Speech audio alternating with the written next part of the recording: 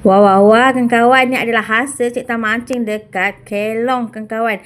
Masa cikgu pergi ni, air pasang besar. Tapi Alhamdulillah, masih ada rezeki.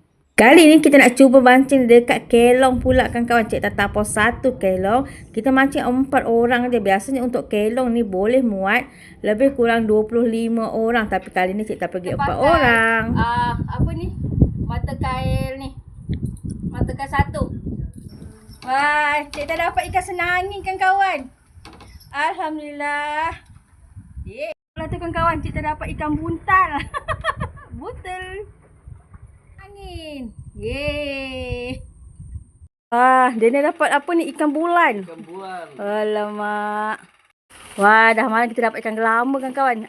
Ni apa? Gelama apa? Gelama pisang. Wah, tu dia otak-otak masih bertarung ha.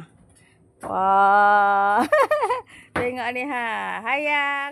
Ha, Cik Didi masih bertarung, nampak tu. Hai, Assalamualaikum. Selamat datang ke channel Cik Tamila Agro.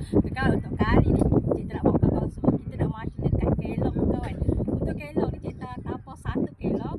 So kita mancing 4 orang je. Cik, suami Cik, anak Cik dan adik Cik, kawan. Kita akan tidur dekat sana. Kejap lagi kita nak naik lebih kurang dalam pukul 3. Esok kita keluar dalam pukul 12.30.